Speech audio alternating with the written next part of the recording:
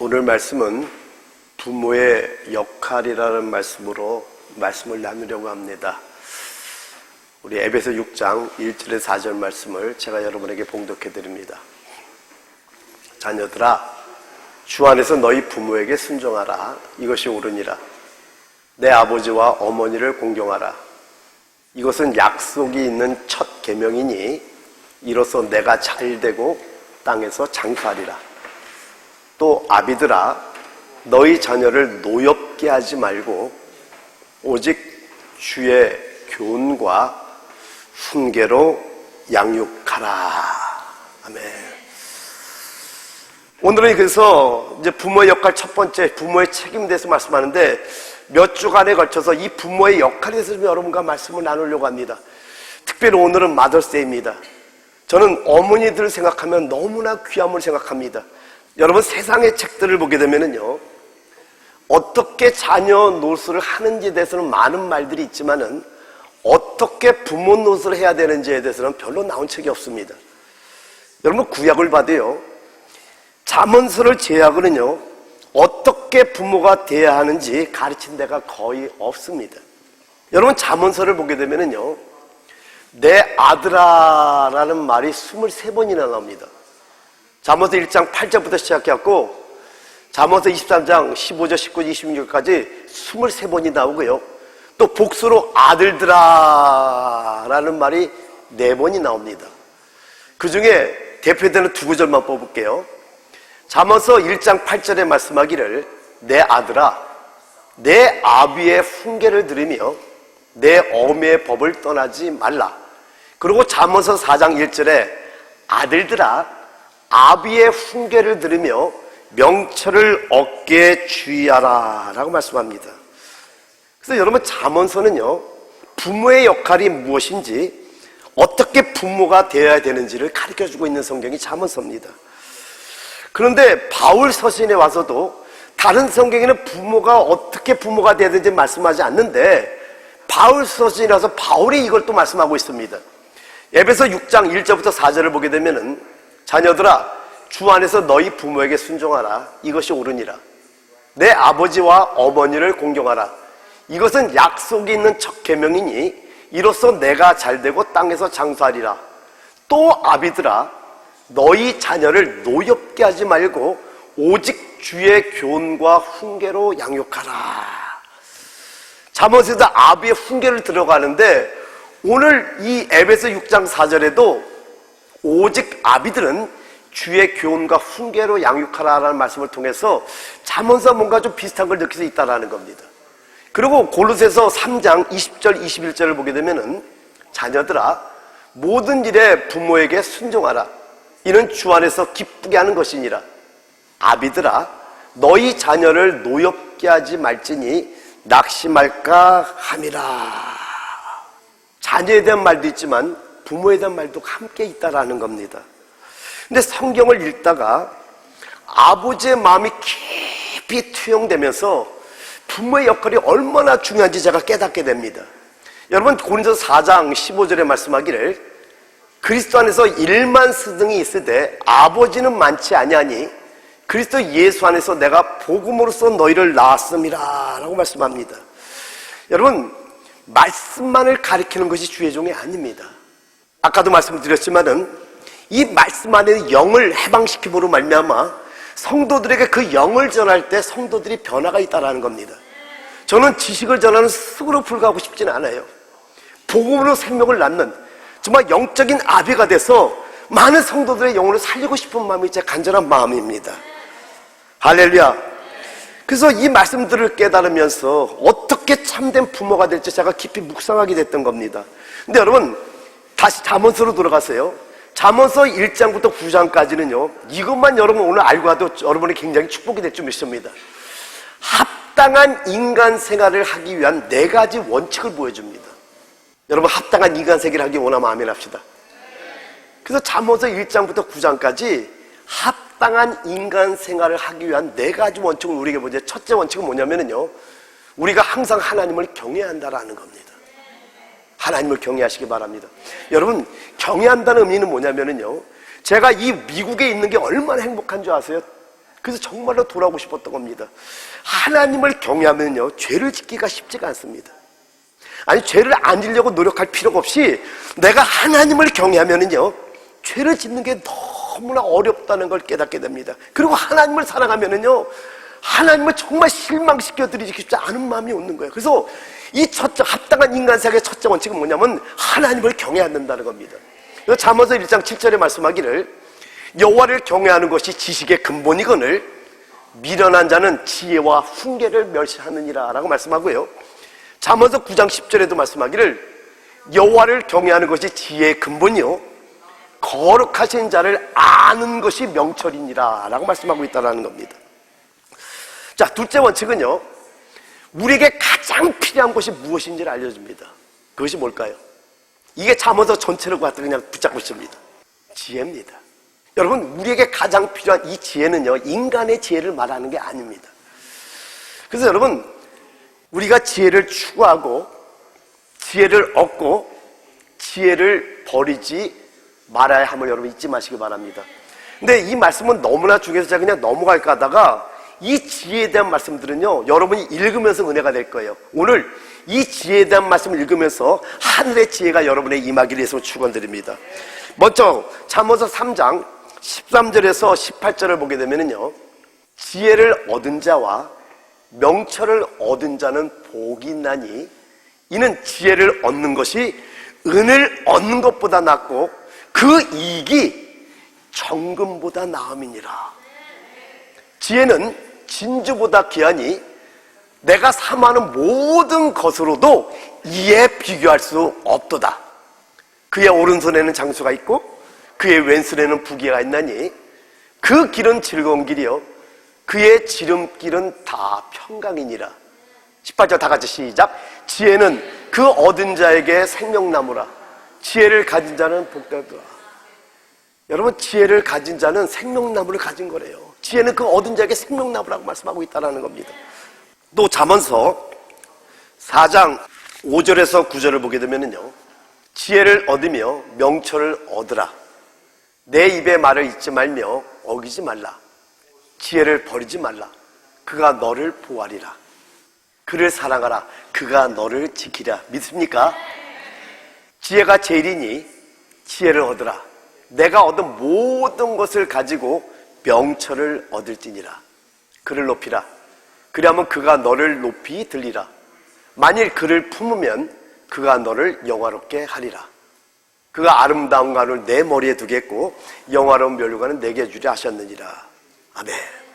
그리고 여러분, 잠언서 8장 22절에서 31절은 지혜를 인격화해서 말씀합니다. 근데 여러분이 잊지 말아야 될 것은 이 지혜는 바로 예수 그리스도를 뜻한다고 여러분 잊지 않고 이 말씀 한번 보기를 원합니다. 잠언서 8장 22절에서 31절입니다.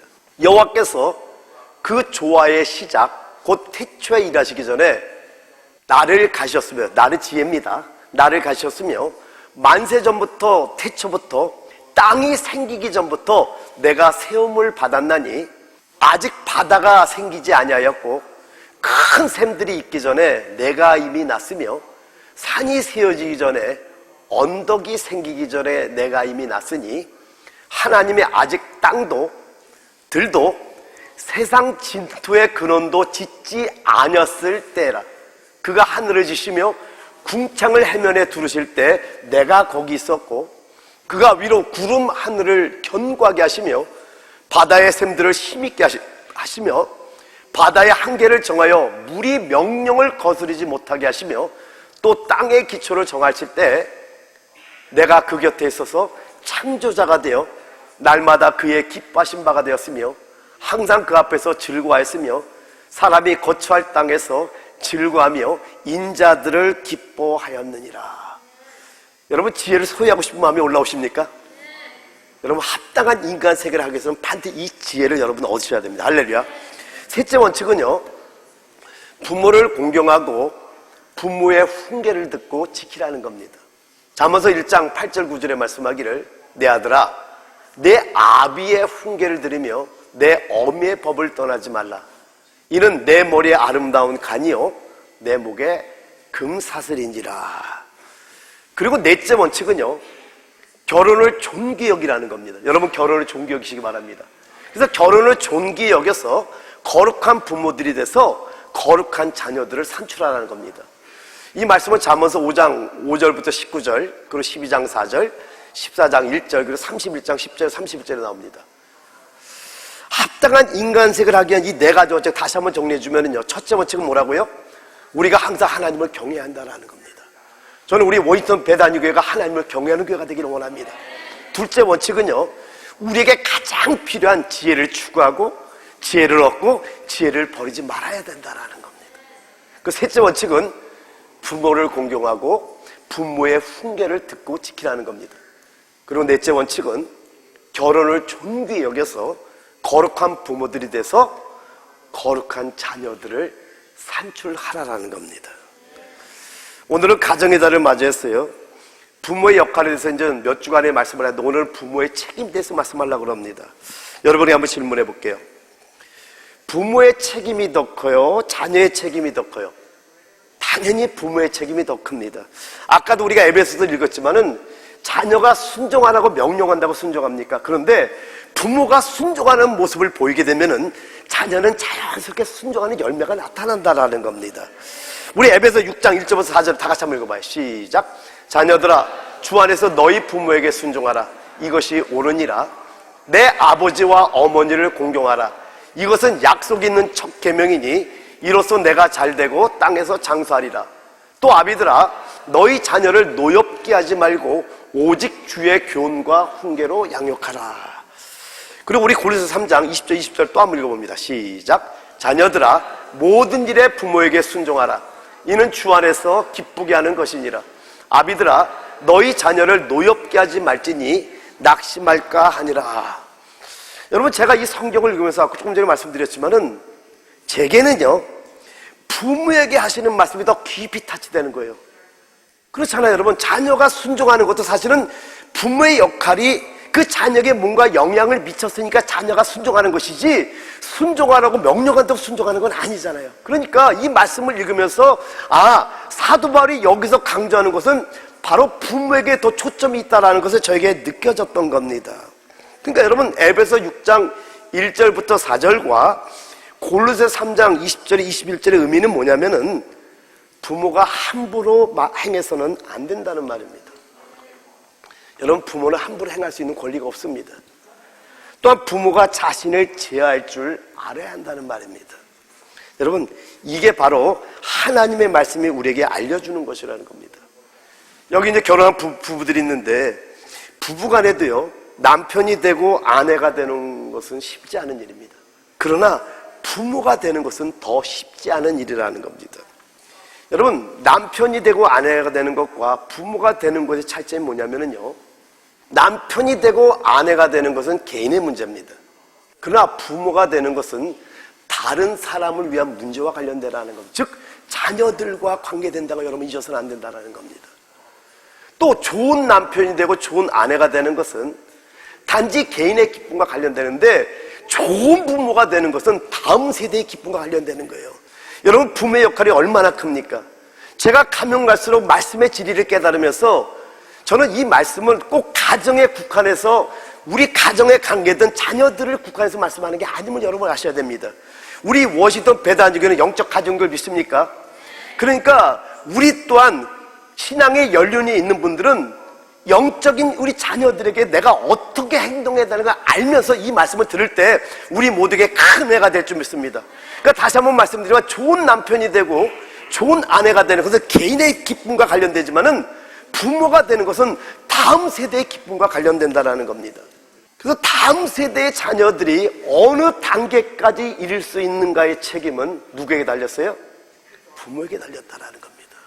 나는 오늘 우리 사랑하는 워싱턴 베다니의 성도님들이 이 책임이 얼마나 중요한지에 대해서 깨닫는 축복된 자들이 되기를 위해서 축원드립니다. 왜 그럴까요?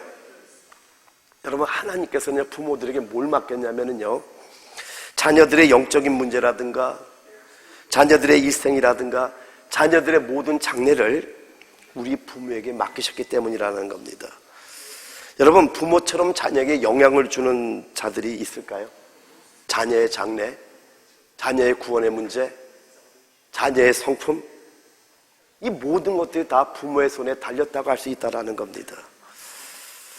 여러분, 행복한 부부관계를 갖는 것도 굉장히 중요합니다. 그러나 또한 좋은 부모가 되는 걸 우리는 배워야 됩니다. 따라서 부모된 자들은요, 첫 번째, 자녀들을 위하여 우리 자신을 하나님 앞에서 분별해야 됩니다. 여러분, 예수님의 거룩함을 믿습니까? 예수님의 본성이 거룩임을 믿습니까? 예수님이 죄가 없음을 믿습니까? 예수님의 말씀이 육시 되오신 하나님을 믿습니까? 그런데 여러분, 예수님 거룩하시고 그 본성이 거룩하고 그 본성이 말씀이에요. 할렐루야. 근데 오늘 제가 어느 성경을 읽다가 제 가슴을 강하게 친 말씀이 있어요. 주님은 거룩한데 이 말씀이 뭐지 하고 읽었던 말씀이 있는데, 요한복음 17장 19절에 말씀하기를, 또 그들을 위하여 내가 나를 거룩하게 하오니 이는 그들도 진리로 거룩함을 얻게 하려 함이니이다 라고 말씀하고 있습니다. 여러분, 우리 주님이 하는 모든 일이 거룩과 상충됩니까? 아니죠. 왜? 그분은 거룩인데. 그런데 주님의 본성에 따르면 모든 일을 할 수 있지만은 제자들을 위해서 행하지 않으셨다라는 겁니다. 제자들의 연약함이 주님의 자유를 제한하고 있다는 걸 성경이 알려주고 있다는 겁니다. 왜요? 제자들이 오해하고 넘어질까봐 주님의 본성을 거룩함에도 불구하고 어떤 일에는 제자들을 위해서 주님의 자유를 제한하고 제자들의 연약함이 주님을 제한했다는 걸 성경은 말씀해주고 있다는 겁니다. 근데 여러분, 이걸 주님에만 국한되는 것이 아니라 고린도전서 8장을 보게 되면은요, 사도 바울이 우상의 제물에 대해서 말씀하는 말씀이 나옵니다. 먼저 1절부터 7절을 보게 되면은요, 1절, 우상의 제물에 대하여는 우리가 다 지식이 있는 줄을 아나 지식은 교만하게 하며 사랑은 덕을 세우나니. 여러분, 사랑은 덕을 세운다는 저 오이코도메오란다는 오이코스라는 집이란 뜻이고, 도메오라는 뜻은 건축한다는 뜻이에요. 그러니까 사랑은 성전된 여러분을 건축한다라는 거예요. 근데 교만은 어떻다고요? 지식은 교만하게 한다라는 겁니다. 내가 지식이 있지만은 지식을 따라 행하는 것이 아니라 우리는 사랑을 따라 행할 때 서로가 건축된 놀라운 축복이 있다라는 겁니다. 또 2절 연결해서 말씀합니다. 만일 누구든지 무엇을 아는 줄로 생각하면 아직도 마땅히 알 것을 알지 못하는 것이요, 또 누구든지 하나님을 사랑하면 그 사람은 하나님도 알아주시느니라. 그러므로 우상의 제물 먹는 일에 대하여는 우리가 우상은 세상에 아무것도 아니에요. 아이들이 nothing. 우상은 아무것도 아니에요. 아니며 또한 하나님은 한 분밖에 없는 줄 아노라. 비록 하늘이나 땅이나 신이라 불리는 자가 있어 많은 신과 많은 주가 있으나 그러나 우리에게는 한 하나님 곧 아버지가 계시니 만물이 그에게서 났고 우리도 그로 위하여 있고 또한 한 주 예수 그리스도께서 계시니 만물이 그로 말미암고 우리도 그로 말미암아 있느니라. 7절 다 같이 시작. 그러나 이 지식은 모든 사람에게 있는 것은 아니므로 어떤 이들은 지금까지 우상에 대한 습관이 있어 우상의 제물로 알고 먹는 거로 그들의 양심이 약해지고 더러워지느니라. 그러니까 여러분, 우상은 아무것도 아니라는 것을 모든 사람이 다 아는 지식이 아니라는 거예요. 연약한 자들은 우상의 제물로 알기 때문에 두렵고 떨면은 먹지 못하는, 먹을 때는 막 양심이 참소를 당한다라는 거예요. 그래서 결론적으로 사도 바울이 뭘 말하냐면 12절 13절에 이같이 너희가 형제에게 죄를 지어 그 약한 양심을 상해가는 것이 곧 그리스도에게 죄를 짓는 것이라. 엄청나게 강하게 말씀하죠. 지식이 있어요. 우상의 제물 묻지 말고. 여러분, 그 당시에 시장에 나오는 그 음식들은요, 우상에게 드렸던, 제사 드렸던 음식입니다. 근데 사도 바울은 idol is nothing. 우상은 아무것도 아닌 거, 오직 하나님 한 분만 참심을 알기 때문에 신경 쓰지 않고 먹은 거예요. 그런데 어떤 성도가 바울이 우상의 제물을 먹네? 이 사람은 거기에 대한 지식이 없는 거예요. 그래서 13절에 결론적으로 뭘 말씀하냐면, 그러므로 만일 음식이 내 형제를 실족하게 한다면 나는 영원히 고기를 먹지 아니하여 내 형제를 실족하지 않게 하리라. 여러분, 8장 9절도 이렇게 말씀합니다. 그런즉 너희의 자유가 믿음이 약한 자들에게 걸려 넘어지게 하는 것이 되지 않도록 조심하라. 우리가 진리의 자유가 있다 할지라도 함부로 행해서는 안 된다라는 겁니다. 강하게 표현하고 있는 걸 볼 수 있다라는 겁니다. 오늘 여기에 믿음의 연륜이 있으신 성도님들에게 부탁합니다. 여러분 또한 연약한 지체들을 위해서 이걸 배울 줄 알아야 됩니다. 우리에게 진리의 자유가 많이 있죠. 왜? 많은 깨달음이 있기 때문에. 그렇지만은 영적으로 어린 자들을 위해서 우리를 제한할 줄 알아야 되는 겁니다. 지식이 다 있다고 해서, 근데 지식은 교만하게 하고 사랑은 오이코도메요. 그 한 사람 한 사람을 건축해 주는 거예요.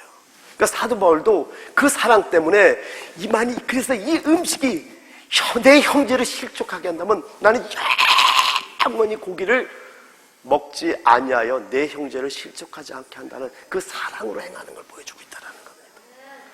할렐루야. 그래서 첫 번째요, 자녀들을 위해서 우리 자신을 하나님 앞에 분별해야 되면 첫 번째는요, 함부로 말하거나 행해서는 안 되는 겁니다. 여러분, 말도 함부로 해서는 안 되고요, 행함도 함부로 해서는 안 되는 겁니다. 여러분이 자신을 통제할 수 없다면은요, 자녀들 또한 통제할 수 없게 되는 겁니다. 예를 들면 이렇게 한번 얘기해 볼게요. 자녀 없는 사람의 방종은 그 한 사람에게만 해를 줍니다.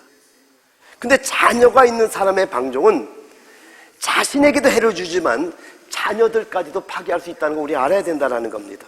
따라서 자녀를 가진 성도들은요, 반드시 자신을 거룩히 분별해야 되는 겁니다. 여러분의 가정을 한번 돌아가 보죠. 여러분의 가정을 보면은 많은 눈들이 여러분을 보고 있습니다. 내 자녀가 보고 있고요, 자녀들이 보고 있죠. 그 눈이 몇 개입니까? 거기다 내 아내가 보고 있습니다. 남편이 보고 있습니다. 그런데 그들의 눈이 일평생을 여러분을 지켜보고 있다는 거 여러분 잊지 마시기 바랍니다.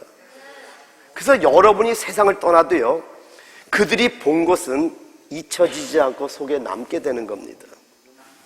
제가 비행기 안에서 그냥 묵상을 하면서 기도를 하면서 5월달이 가정의 달인데 교회를 돌아가면은 무슨 말씀을 전해야 되는가 하나님께 기도를 드리는데 어머니가 생각이 나는 거예요. 여러분, 정말 저는 우리 어머니를 정말 자랑할 수 있습니다. 자녀들이 고통받고 힘들 때, 아버님이 인감도장을 잘못 줘가지고 사기를 당했을 때 어머님 우리 집을 찾고 모든 재산을 찾는데 몸무게가 30kg밖에 안 나갈 정도 몸무게가 다 빠졌습니다. 어머니가 정말 예쁘세요. 아름다우세요. 그리고 굉장히 똑똑하세요. 그러면 아버지가 무능하니까 이혼하고 딴 남자에게 갈 수도 있잖아요. 근데 우리 오남매를 지키시려고 동문서조 뛰면서 그 집을 찾고 모든 걸 하시는 어머니의 모습을 봤었어요. 제가 어떻게 했습니까?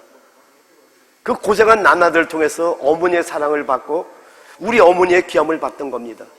어머니가 뭔가를 말해서가 아니라 어머니가 행했던 그 행함이, 어머니가 떠나가 하늘에 있지만 제 안에 각인되어 있기 때문에 지금도 어머니의 그 모든 말과 행동이 저 안에 있다라는 겁니다. 그렇기 때문에 우리가 함부로 말하거나 해서는 안 된다고 여러분 잊지 마시기 바랍니다. 할렐루야. 두 번째는요, 오늘 세 가지만 말씀할 거예요. 표준 있게 행하는 게 필요합니다. 여러분, 자녀들을 위해서 여러 가지 표준을 세워두는 것이 필요합니다. 다시 말하지만 저는 영적 자녀들까지 포함해서 말씀하고 있다는 걸 잊지 마시기 바랍니다. 여기 나이 드신 분들은 어린 영혼들을 위해서 또한 표준을 세워놓는 것이 너무나 중요합니다. 저도 표준을 여러 가지를 세우고 있습니다. 그 중에 한 가지만 말씀드리면요, 제가 우리 가정에 있는 육적인 자녀든 영적인 자녀든 제가 한 가지 세우는 표준은 뭐냐면은 그냥 주님의 한없는 사랑으로 대하기로 저는 표준을 세웠습니다. 그냥 사망과 아픔은 제가 다 끌어안고 어떤 상황이든 그냥 사랑으로 표현하자. 왠지 아세요? 하나님의 깨달음이 있던 겁니다. 저에겐 사랑이 없어요. 오해하지 마시기 바랍니다. 저는 남을 용서할 수 있는 능력도 없고 사랑할 수 있는 능력이 없는데 그분의 다루심을 통해서 그분의 생명이 내 안에 들어오니까 모두가 사랑이 되는 거예요. 나를 찌른 사람이 밉지가 않은 거예요. 신비한 거예요. 그러니까 처음에는 두려웠었어요. 이게 떠나가지 않기를 두려웠던 겁니다. 야, 이건 너무나 좋은 거예요. 여러분, 사랑하니까 내가 편해. 여러분 한번 미워보세요. 하나님은 본성이 사랑이기 때문에 사랑할 때 하나님의 영과 교통이 있단 말이에요. 그럴 때 여러분이 자유함이 있는데 한번 미워보세요. 미움을 받는 사람은 편안하게 자는데 미워하는 사람은 잠을 잘 수가 없다니까. 왜요? 그 미움은 하나님의 본성이 아니기 때문에 그래요. 근데 우리는 누구의 형상으로 만들어졌죠?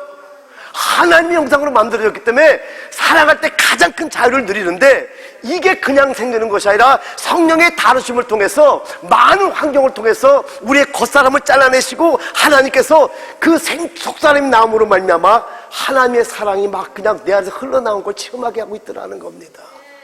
그래서 저는 표준을 세운 것 중에 한 가지가 뭐냐면은, 그래, 그냥 모든 성도들이 나를 힘들게도 그냥 사랑으로 바라보고 사랑으로 대하자. 모든 아픔은 내가 가지고 그냥 사랑을 한없이 베풀기로 표준을 세웠던 겁니다. 여러분도 이런 표준이 있기를 예수님 축원드립니다. 그래서 여러분이 이 말씀을 들으면서 여러 가지 한번 표준 한번 세워보시기 바랍니다. 몇 가지 제가 예를 한번 들어볼게요. 예를 들면 인생의 옳고 그른 일, 어떤 면으로 말한다면 도덕적인 표준을 세워놓는 것이 필요합니다. 그리고 비전에 대해서도 여러분이 표준을 세울 수가 있을 것이고, 영적인 일에 있어서도 여러분이 표준을 세워놓는 것이 좋습니다. 근데 여러분, 세웠다면은요, 그 표준들을 따라서 동일한 패턴으로 행해야 됩니다. 아멘. 자녀들의 문제는요, 다른 어떤 것들의 영향보다도 부모들의 영향이 큽니다. 우리가 깨닫지 못할 수도 있지만은요, 자녀들의 문제는 사실 우리가 잘못 인도했기 때문입니다. 저는 그걸 인정하기로 마음을 먹었습니다. 그리고 자녀들이 어떤 문제를 볼 때 이것이 내가 투영되는 거란가 알면서 자녀들을 그냥 그걸 위해서 기도하고 그들의 사랑을 베푸는 겁니다. 근데 여러분 잊지 말아야 될 것은요, 여러분의 자녀들은요, 여러분이 일러준 말을 들을 수도 있고 듣지 못할 수도 있습니다. 그런데요, 여러분이 행한 그 모든 일들, 즉 그들이 여러분에게 본 것은 영원히 잊지 않는다고 여러분 잊지 마시기 바랍니다. 대부분의 일을 깊이 들여다보면은요, 자녀에게서 여러분 자신이 투영되는 걸 볼 수 있을 겁니다. 그들이 결정내던 일이라든지 그들이 말하는 방식이라든지. 제가 한국에서 너무나 놀랐던 것이 뭐냐면은요, 제가 우리 동서 집에 좀 있었어요. 막내 동서, 우리 막내 처제. 그리고 저희 가족들을 좀 만났어요. 근데 제가 너무나 놀라운 것이 뭐냐면은, 그 막내 동서와 그 조카가 하는 말이 패턴이 너무나 똑같은 거예요. 소름이 끼칠 정도 똑같아요. 그리고 누님 댁을 갔어요. 누님과 누님의 조카들이 하는 말들과 그 패턴이 너무나 똑같아요. 우리 막내 동생과 그 조카들을 봤어요. 그 자녀들에게 부모가 그대로 투영되어 나오는 걸 제가 발견했던 거예요. 야, 신비하다. 아, 이게 은연중에 무식 중에 부모들이 하는 행함과 그 패턴이 그대로 자녀들에게 투영되어 나온다는 걸 제가 발견하게 됐던 겁니다. 여러분 한 가지 잊지 말아야 될 것은, 자녀가 없을 때는요, 여러분이 기쁠 땐 그냥 여러분이 하고 싶은 일을 할 수 있고요, 여러분이 슬플 때는 어떤 것도 그냥 한쪽에 집어 던질 수가 있습니다. 그런데요, 자녀를 가진 다음에는요, 여러분을 제한을 받아야 된다는 겁니다. 기쁠 때든 슬픈 때든 최고의 표준으로 행할 줄 알아야 된다는 거예요. 왜 그렇습니까? 여러분의 자녀의 일생이 어떤가는 여러분의 옷담에 달렸기 때문이라는 겁니다. 지금 제가 이 말씀을 준비하고 말씀을 전하면서도 뭘 생각하면서 이 말씀을 전하냐면요, 저는 저의 세 자녀뿐만 아니라 복음으로 나온 자녀들을 생각하면서 이 말씀을 전하고 있다는 겁니다. 저는 우리 워싱턴 배단육의 성도님들이 하는 그 행동이 바로 제가 뿌려놓은 씨앗의 열매라는 것을 알고 있습니다. 그렇게 여러분의 장래를 위해서 제 스스로도 가장 좋은 표준을 세웠고 또한 세워가고 있다는 걸 여러분 잊지 마시기 바랍니다. 여러분 또한 이 말씀을 들으면서 하나님이 가장 기뻐하실 표준을 세워나가시를 바랍니다. 제가 희망을 가질 수 있는 건 뭐냐면은, 자녀를 기르는 일은요, 기한이 없습니다. 일평생에 해야 될 일이라는 겁니다. 이 말은 뭐예요? 지금도 늦지 않았다고 여러분 잊지 마십니다. 할렐루야. 마지막 세 번째입니다. 사명감을 가져야 됩니다. 여러분, 사업이 실패하는 것보다 부모가 실패하는 것이 더 크다라는 거 잊지 마시기 바랍니다. 그리고 부부의 실패보다 부모의 실패가 더 크다는 것 또한 잊지 마시기 바랍니다. 왜 그러냐면요, 부부는 최소한 한 20이 넘어야지 결혼합니다. 그러니까 자기 스스로 자기를 보호할 수 있는 것이 부부입니다. 근데 자녀는요, 여러분의 자녀가 어떤가는 부모된 여러분의 역할에 따라서 달라질 수 있다는 걸 여러분 깨달으시기 바랍니다. 그래서 육적 자녀든 영적 자녀든 다 여러분의 손에 맡겨진 자들이에요. 여러분이 자신을 풀어놓는다면요, 그들에게도 풀어놓게 된다는 겁니다. 따라서 부모는요, 반드시 자신을 절제할 줄 알아야 되고 자신의 자유를 버릴 줄 알아야 되는 겁니다. 마지막 결론 내립니다. 하나님께서는요, 여러분에게 사람의 몸과 영혼을 맡기셨습니다. 믿습니까? 우리의 역할을 제대로 하지 못한다면 어떻게 될까요? 장래 하나님을 만날 때 하나님을 만날 면목이 없을 겁니다. 그래서 여러분이 사명감을 가지고 부모의 책임을 잘 감당하는 지혜로운 워싱턴 배단육의 성도님들 다 되시기를 축원합니다. 할렐루야. 오늘 여러분과 나눈 것 세 가지입니다. 부모의 책임을 여러분 말씀을 나누는데 첫 번째, 자녀들을 위하여 우리 자신을 하나님 앞에 분별해야 되는 겁니다. 다시 한번 강조합니다. 우리 주님은 거룩하신데 제자들을 위해서 자신을 거룩하게 분별했다고 말씀합니다.